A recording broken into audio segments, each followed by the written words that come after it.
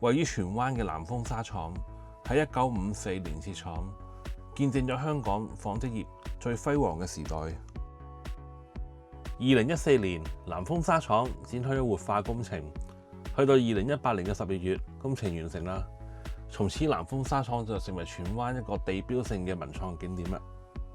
而家嘅南豐紗廠係保留咗以往嘅4號至6號廠，1至3號廠就喺1997年拍攝完一部香港電影之後就拆咗啦。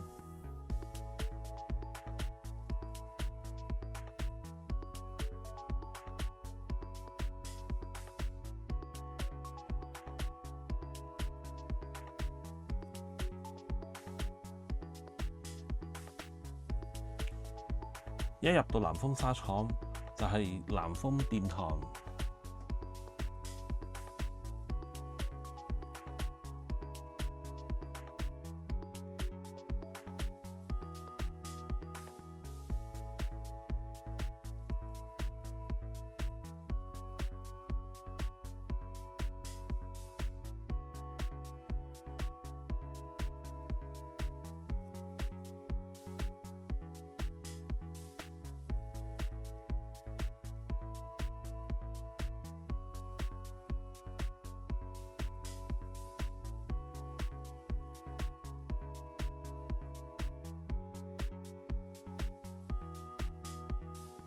有好多好有特色嘅手工藝品牌啊、寵物用品啊、環保用品啊，仲有推廣創新同埋持續生活嘅體驗店啊、特色咖啡店同埋餐廳。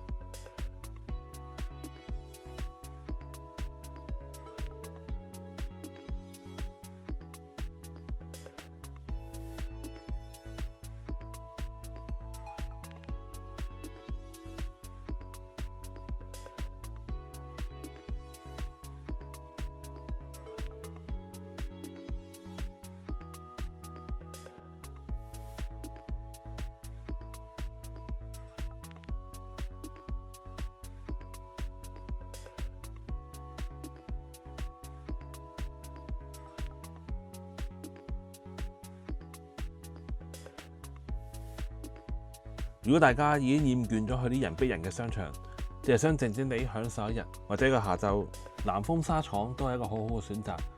你可以同朋友啊、屋企人啊、寵物啊，或者係自己一個，一邊漫遊歷史、保育、藝術，體驗不一樣嘅生活，享受唔同餐廳提供嘅特色餐飲，尋下寶，揾下出邊買唔到嘅原創產品。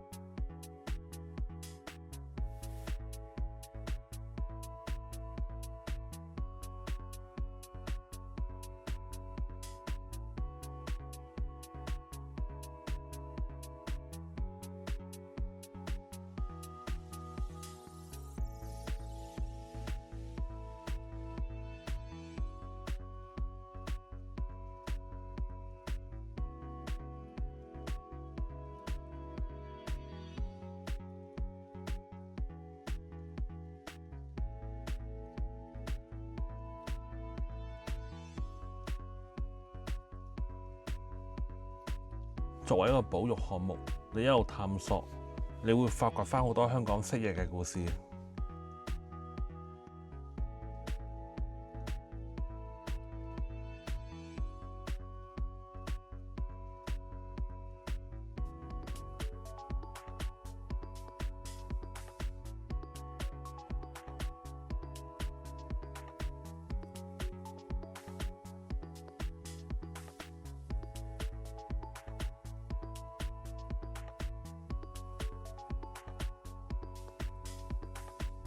想唔想試下親自下廚煮啲好嘢俾主子食呢？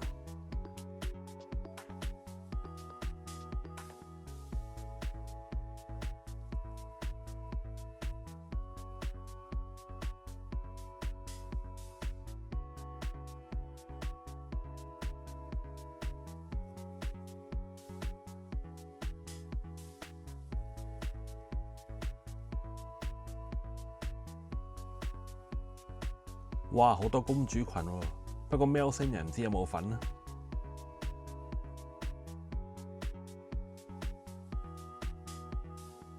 呢間係一間以環保同埋循環再用為主題嘅餐廳。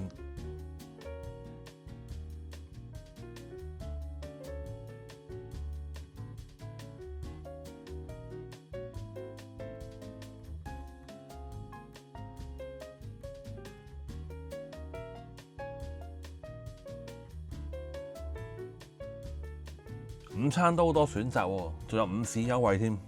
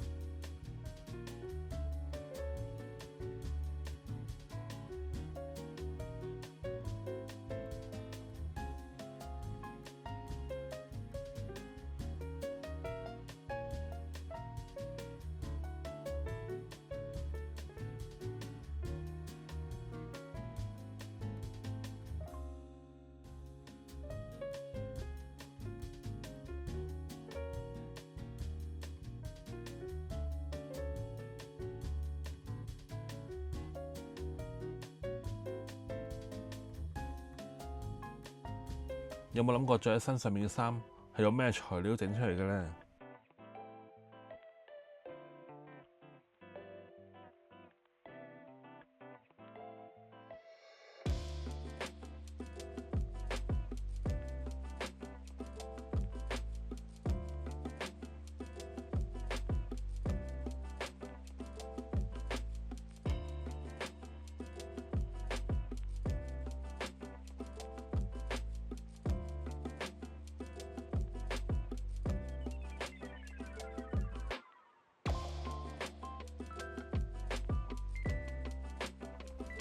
喺荃灣地鐵站係有接駁小巴嚟到沙廠嘅。關於時間，你可以參考下官方嘅網頁。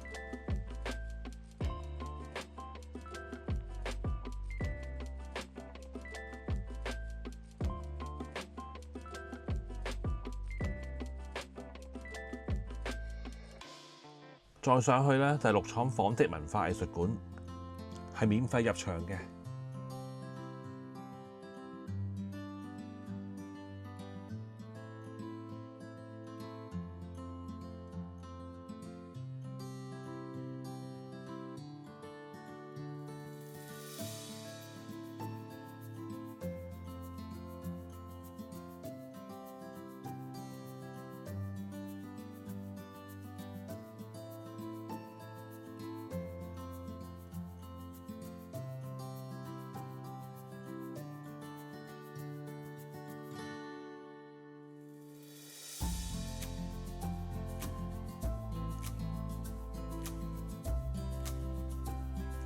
呢度分開兩個部分，右手邊嘅呢就係常設嘅展覽館，前邊呢就係季度展覽。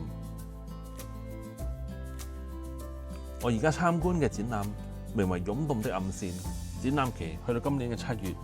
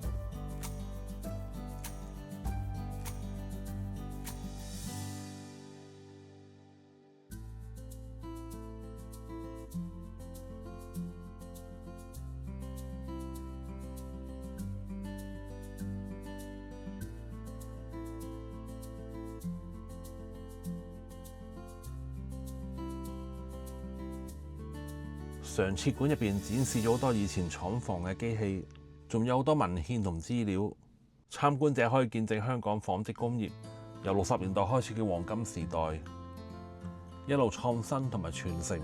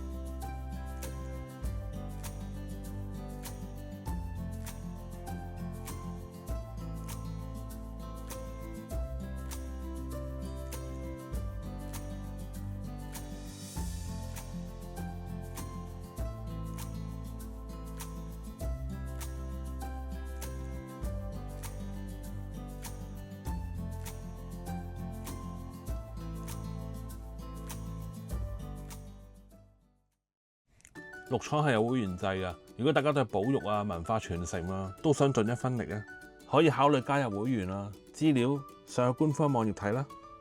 參觀完展覽，可以去埋綠廠商店，呢度有好多香港同埋其他地區嘅工藝品牌，仲有好多原創產品。咁多充滿創意同埋特色嘅紀念品，一定有嘢啱你心水嘅。